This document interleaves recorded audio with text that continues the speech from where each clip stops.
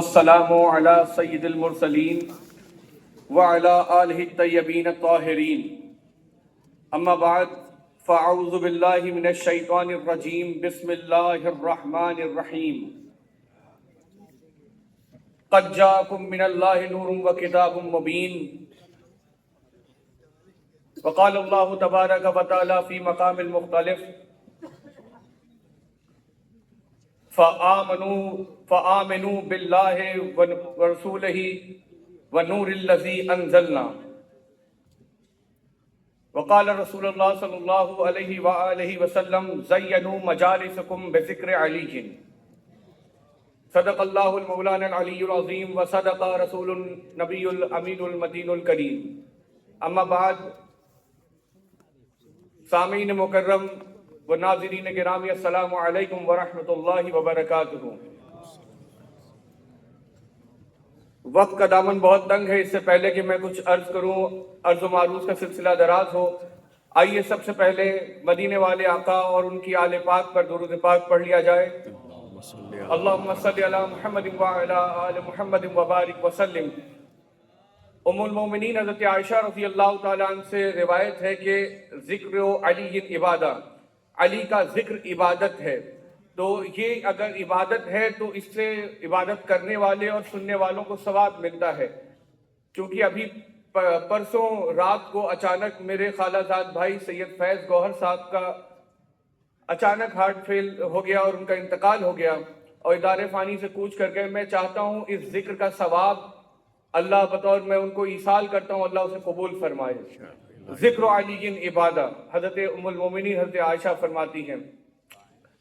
عرض کرتا چلوں کہ جس آیت کریمہ کی تلاوت کا شرف مجھے حاصل ہوا، یہ میرے لیے بڑا دشوار گزار مرحلہ ہے کہ میں مختصر وقت میں ایک جامع بات کہہ سکوں، کیونکہ گاگر میں ساگر بھرنا یہ اولیاء کی صفت ہے، ہمارے جیسے ناکارہ بیکار لوگوں کا کام نہیں۔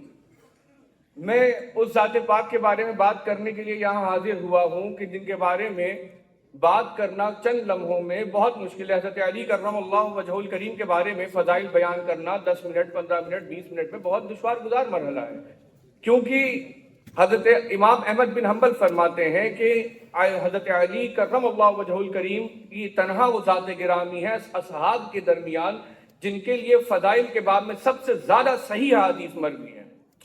تو حضرت علی کا ذکر جو ہے کر لینا مختصر وقت میں یہ بہت مشکل ہے، سفر طویل ہے، راہ نجات چھوٹی ہے، علی کا ذکر بڑا ہے، کائنات چھوٹی ہے۔ تو عرض خدمت ہے کہ مختصر وقت میں اتنا ہی عرض کروں گا کہ مولائے کائنات کی ذات پاک پر کچھ روشنی ڈالنے سے پہلے میں چاہتا ہوں کہ آیت کریمہ پہ بات کر لی جائے کہ اللہ فرماتا ہے قد جاءکم من اللہ۔ میں نے 2 آیت کریمہ پڑھی ہے، میں جلدی بات کروں گا، آپ جلدی سنیے گا اور سمجھیے گا، کیونکہ اولیاء کی کرامت یہ ہے کہ وہ تعیل عرض کرتے ہیں۔ کم سے ہم اسکالر ہیں، اولیاء نہیں ہیں تو تعیل معنی کر سکتے ہیں۔ تو میں جلدی بات کرتا ہوں، میں عرض کرتا ہوں کہ اللہ کہتا ہے، میں نے 2 آیت کریمہ پڑھی کہ قد جاءکم من اللہ نور و کتاب مبین، تحقیق یقیناً بلا شک و شبہ اس بات میں کوئی رد نہیں ہے، یقینی بات ہے کہ اللہ کی طرف سے آیا نور اور کتاب۔ میں رک کر یہ پوچھتا ہوں کہ اللہ کا کلام عبث نہیں ہوتا، حکمت سے بھرا ہوتا ہے۔ اللہ نے پہلے نور کہا، بعد میں کتاب کہا۔ اللہ نے پہلے کتاب نہیں کہا، اللہ نے پہلے نور کہا۔ اور میں ایک ادنا طالب علم ہونے کی حیثیت سے میں یہ سوچتا ہوں جو بھی مطلب ہو اللہ کا وہ اللہ ہی جانے، کلام اللہ کا معنی اللہ ہی جانے۔ میں طالب علم ہونے کی حیثیت سے جو میں سمجھاؤں وہ اتنی سی بات ہے کہ نور اگر نہ ہو، اگر نور پہلے نہ ہو اور ہاتھ میں کتاب ہو تو آپ پڑھ نہیں سکتے۔ تو نور کا حصول، نور کی معرفت ضروری ہے۔ اللہ نے کہا نور پہلے آیا، پہلے نور تک پہنچو تب کتاب سمجھ پاؤ گے۔ تو یہاں نور سے مراد مفسرین کرام فرماتے ہیں، لکھتے ہیں کہ نور سے مراد رسول اللہ صلی اللہ علیہ وآلہ وسلم کی ذات پاک ہے۔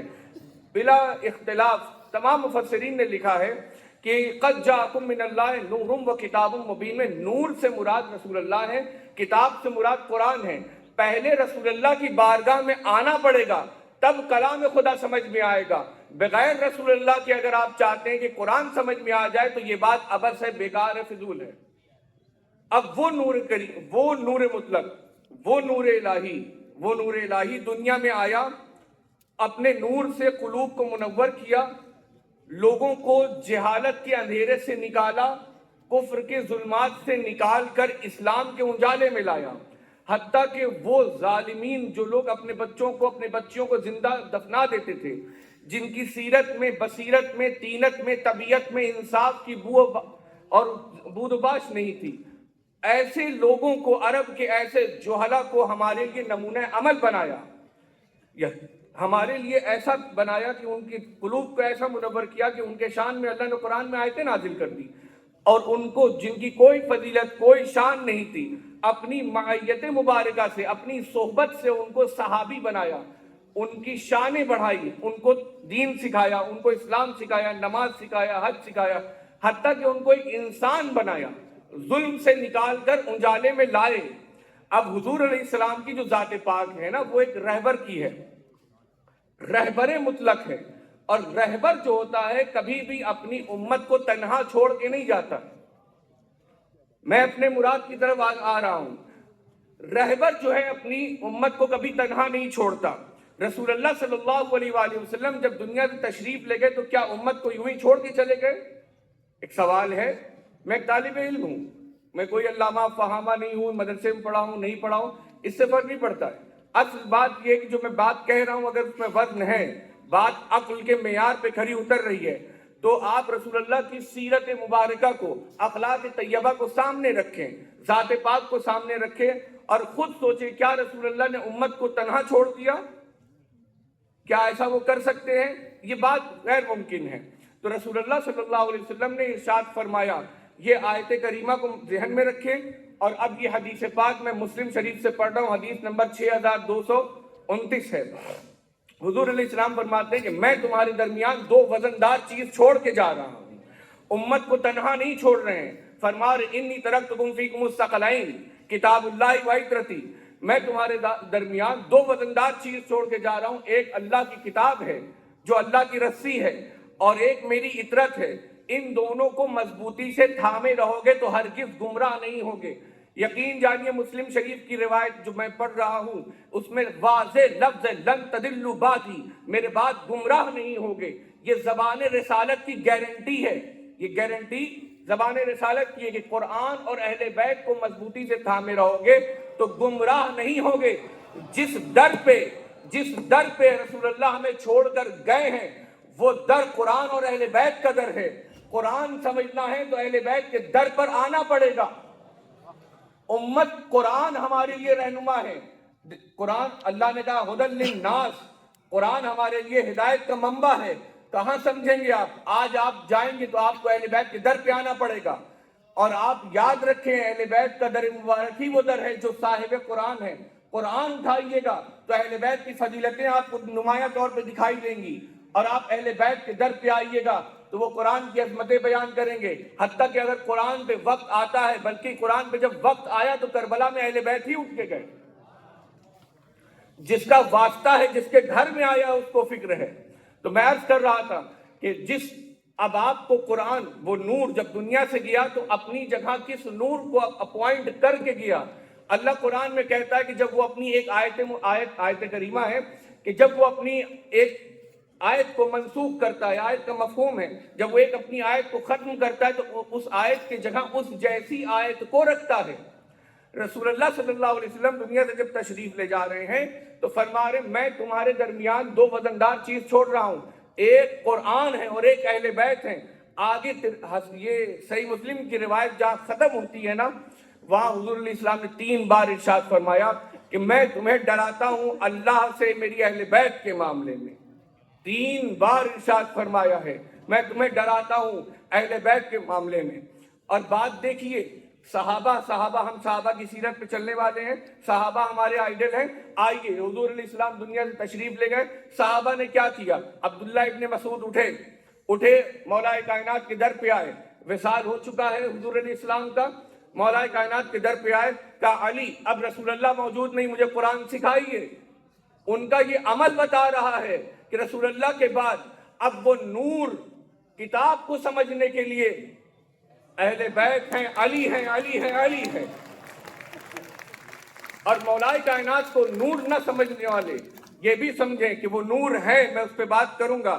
دیکھیے سورہ تغابن کی آیت نمبر 8 جس کی میں نے تلاوت کی، اللہ فرماتا ہے کہ ایمان لاؤ اللہ پہ، فآمنو، تو ایمان لاؤ اللہ پہ، اس کے رسول پر اور اس نور پہ جو نازل کیا گیا۔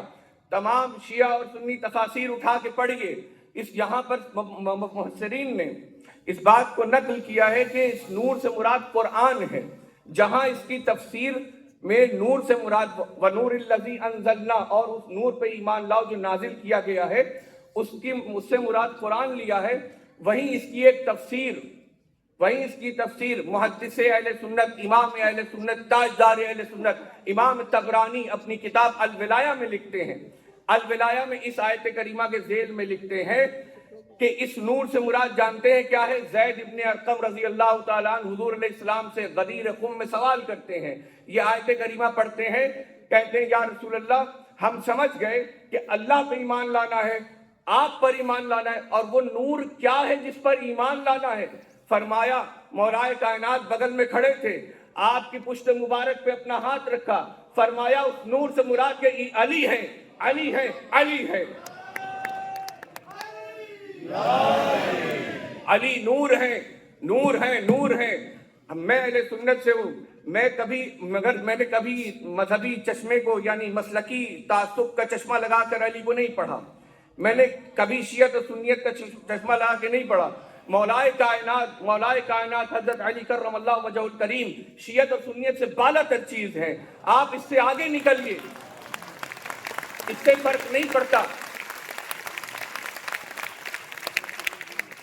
عرض کرتا ہوں کہ حضرت امیر المومنین حضرت علی کرم اللہ وجہہ الکریم کی ذات پاک میں کیا کیا بیان کروں، اس پر حدیثوں کے روایتوں کی سیلاب میرے ذہن میں اڑ رہے ہیں۔ عرض کر رہا تھا کہ وہ نور جو ہے کیا ہے؟ وہ علی ہے۔ زید ابن ارقم امام طبرانی لکھ رہے ہیں، بہت بڑے محدث ہیں، جن کو شک ہو جا کر پتہ کریں امام طبرانی کا کیا مقام ہے۔ میں عرض کر رہا تھا، پڑھا جاتا ہے تیری نسل پاک میں ہے بچہ بچہ نور کا، تو ہے عین نور، تیرا سب گھرانہ نور کا۔ میں عرض کرتا ہوں امام احمد بن حنبل، نور کی بات ہو رہی ہے، آئیے امام احمد بن حنبل کی بارگاہ میں آتے ہیں، متفق علیہ، وہابی، دیوبندی، اہل سنت جن کو بریلوی کہا جاتا ہے، اہل حدیث، ان تمام کے متفق امام ہیں، محدث ہیں، متفق شخصیت ہے، کوئی اختلاف نہیں ہے۔ امام احمد بن حنبل اپنی کتاب فضائل الصحابہ میں روایت نقل کرتے ہیں حضرت سلمان فارسی سے۔ سلمان فارسی نے فرمایا کہ رسول اللہ ارشاد فرماتے ہیں کہ میں اور علی آدم کی خلقت سے 14,000 سال پہلے اللہ کے حضور ایک نور تھے۔ یہ سنیت ہے، یہ سنیت ہے۔ جو چیز ہماری کتابوں سے ثابت ہوتی ہے وہ سنیت اگر نہیں تو پھر کیا سنیت ہے؟ مگر میرا عنوان سنیت اور شیعت نہیں ہے، میرا عنوان ذہن پہ لگے ہوئے تالوں پہ دستک دینے کا ہے، ذہن پہ لگے ہوئے زنگ کو کھریدنے کا ہے۔ میں چاہتا ہوں آئیے ایک اکیڈمک گفتگو کرتے ہیں۔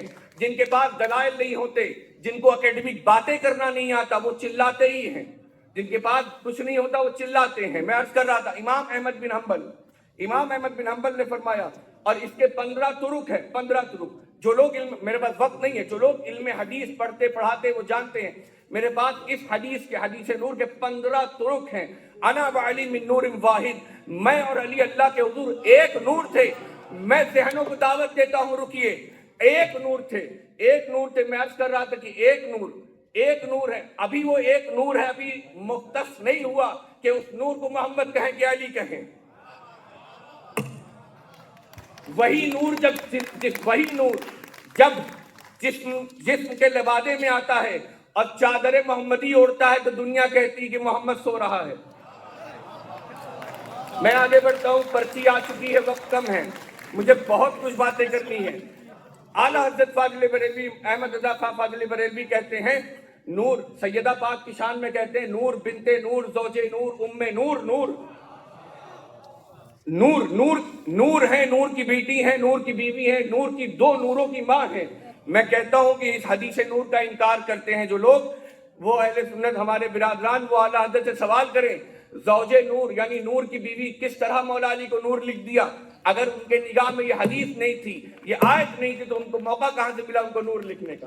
میں عرض کر رہا ہوں اور یہ جو باتیں ہم اکثر کرتے ہیں نا کہ مولا علی کعبے میں پیدا ہوئے نہیں ہوئے، یہ وہ، اس سے کوئی فائدہ نہیں ہے۔ میں عرض کر دوں، حضرت مولا کائنات کعبے میں پیدا ہو نہ ہو، ان کی شان میں ذرہ برابر فرق نہیں پڑتا۔ یہ تو کعبے کی عزت پڑی ہے کہ آپ کعبے میں تشریف لائے ہیں۔ اب میں نہیں کہتا، نہیں رکیے، وقت کم ہے، رکیے۔ میں نہیں کہتا، حضرت عباس علمبردار کہتے ہیں الحمدللہ الذی شرف ھذا بیتہ بقدوم ابیہ من کان امس بیتا اصبح قبلۃ۔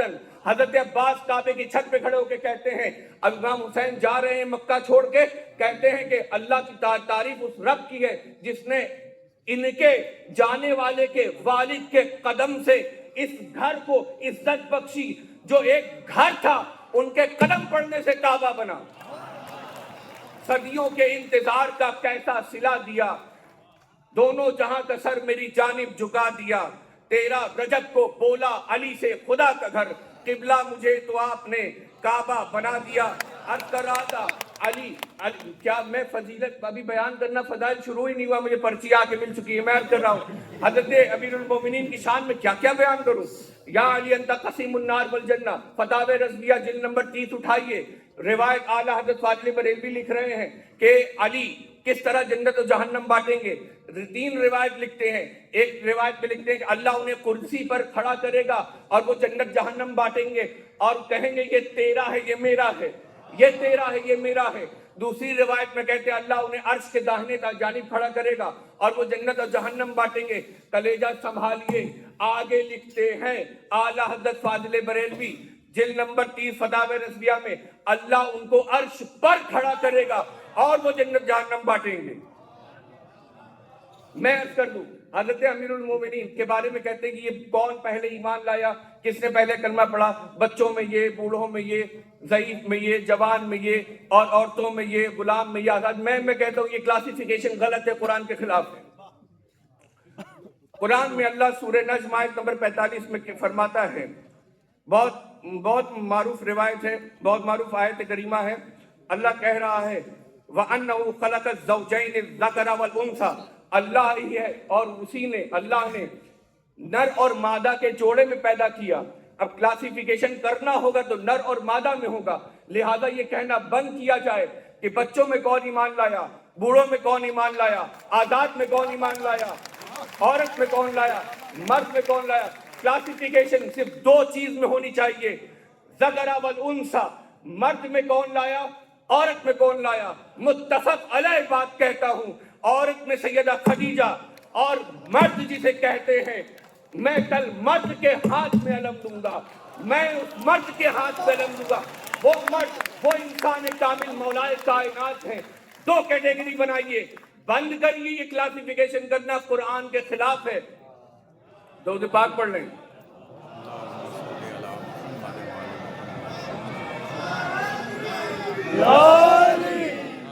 دیکھیے حضرت ابوبکر افضل ہیں کہ حضرت علی افضل ہیں، حضرت عمر افضل ہیں، یہ سب باتیں ہوتی رہتی ہیں۔ میں عرض کر دوں، جو شخص یہ بات کہتا ہے کہ رسول اللہ کے بعد فلاں شخصیت سب سے افضل ہیں، اس نے تاریخ نہیں پڑھی، حدیث نہیں پڑھی، اس نے اسماء و رجال کی کتابیں نہیں دیکھی، اس کو ہوا نہیں لگی۔ میں عرض کرتا ہوں، اس بات پہ لوگ کہتے ہیں چاہے اس شخص کا نام جمعے کے خطبے میں لیا جاتا ہو چاہے نہ لیا جاتا ہو، میں عرض کر دوں پوری دیانتداری ذمہ داری کے ساتھ، کیونکہ میرا تعلق ایک مسلک سے ہے، میرے لیے مسلک لیکن بات میں ہے، دین پہلے ہے، حق پہلے ہے۔ میں عرض کر دوں کہ جو شخص کی بات کہتا ہے کہ فلاں شخص رسول اللہ کے بعد افضل ہے، وہ شخص اس نے دین نہیں پڑھا، حدیث نہیں پڑھی۔ اس بات پہ ذرا بھی اجماع نہیں ہے، کسی کا اجماع نہیں ہے کہ رسول اللہ کے بعد فلاں صحابی افضل ہیں۔ ہر کوئی اپنی اپنی دلیل رکھتا ہے، میں ہر کسی کی دلیل کا احترام کرتا ہوں۔ انصاف کا تقاضا یہ ہے کہ مد مقابل کی بھی دلیل کا احترام کیا جائے۔ تو میں عرض کر رہا ہوں دلیل ساری اپنی جگہ، لیکن اس پر کبھی اجماع نہیں ہے، کیونکہ صحابہ کے درمیان اس بات میں اختلاف تھا کہ افضل کون ہے۔ ایک جماعت یہ کہتی تھی جس کا جنازہ رسول اللہ نے پڑھایا وہ افضل، ایک جماعت حضرت ابوبکر کو افضل مانتی تھی، ایک جماعت حضرت بلال کو افضل مانتی تھی۔ امام مالک، حنفیوں کے 4 مسلوں کے ایک امام مالک، سیدہ سہرا حضرت سیدہ زہرا، سیدہ فاطمہ اور ابراہیم ابن رسول اللہ کو افضل مانتے تھے، کچھ لوگ جناب بلال کو، کچھ لوگ حضرت عثمان کو، اور ایک بڑی کثیر جماعت حضرت علی کو افضل مانتی تھی کہ حضرت عبداللہ ابن مسعود کہتے ہیں کہ ہم اہل مدینہ حضرت علی کو افضل مانتے تھے۔ اور میں یہاں پہ دیانتداری سے ایک روایت پڑھ دوں اور بات مجھے لگتا ہے کہ ختم کر دینی چاہیے، حالانکہ کہنے کو بہت کچھ ہے۔ بخاری شریف کی ایک روایت ہے، بہت غور سے سنیے گا، اب وقت نہیں ہے ورنہ بخاری شریف، امام بخاری کس طرح سے حدیث لکھتے تھے میں اس پہ تبصرہ کرتا۔ امام بخاری نے ایک روایت لکھی ہے فضائل صحابہ کے باب میں کہ عبداللہ ابن عمر رضی اللہ عنہ سے سوال ہوا کہ آپ لوگ کسے افضل مانتے تھے صحابہ میں، خلفاء میں؟ عبداللہ ابن عمر نے کہا کہ ہم لوگ اہل مدینہ رسول اللہ کے زمانے میں حضرت ابوبکر کو، پھر حضرت عمر کو، پھر حضرت عثمان کو افضل مانتے تھے۔ بخاری کی یہ روایت یہاں ختم ہو جاتی ہے، لیکن حدیث کی دنیا کی سیر کریے، کتاب اٹھائیے یناب المودہ، 4 جلدوں میں عربی میں ہے، 6 جلدوں میں عربی فارسی ترجمے اور تخریج کے ساتھ موجود ہے۔ یناب المودہ میں یہی روایت اسی سند کے ساتھ جاری ہے، آگے چل رہی ہے۔ بخاری یہاں ختم ہو جاتی ہے، لیکن یہ روایت مکمل نہیں، مکمل روایت یہ ہے کہ وہ راوی پوچھتا ہے کہ اینا علی، علی کہاں ہے؟ کہ آپ کہتے ہیں کہ حضرت ابوبکر افضل، حضرت عمر افضل، پھر حضرت عثمان افضل ہے، تو پھر حضرت علی کہاں ہیں؟ تو وہ کہتے علی، ارے تم نے صحابہ کے بارے میں پوچھا تھا، تم نے خلفاء کے بارے میں پوچھا تھا، علی اہل بیت میں سے ہیں، ان پر کسی کو قیاس نہیں کیا جا سکتا۔ یہ خیال، یہ عقیدہ، یہ مزاج ہمیں صحابہ دے کے گئے ہیں۔ یاد رکھیے، بغیر حب علی یا نبی کہنا ایسا ہی ہے جیسے کوئی بغیر وضو کے نماز پڑھتا ہو، جیسے کوئی بغیر وضو کے نماز پڑھتا ہو۔ جانتے ہیں یہ حضرت علی ہیں، کسی چیز نے حضرت علی کو فضیلت نہیں بخشی، یاد رکھیے گا، حضرت علی کو کسی چیز نے کوئی فضیلتوں نے حضرت علی کو نہیں گھیر رکھا ہے، یہ علی ہے جنہوں نے فضیلتوں کو گھیر رکھا ہے۔ یہ عقیدہ میں اپنے طرف سے بیان نہیں کرتا۔ امام احمد بن حنبل کہتے ہیں کہ یہ لوگ خلیفہ بنے، ان کی شان بڑھی۔ امام احمد بن حنبل کہتے ہیں علی، خلافت نے علی کو زینت نہیں بخشی، یہ علی ہیں جنہوں نے اپنے قدوم مبارک سے خلافت میں 4 چاند لگایا ہے۔ یہ علی ہے، صراط مستقیم علی ہے، صراط مستقیم۔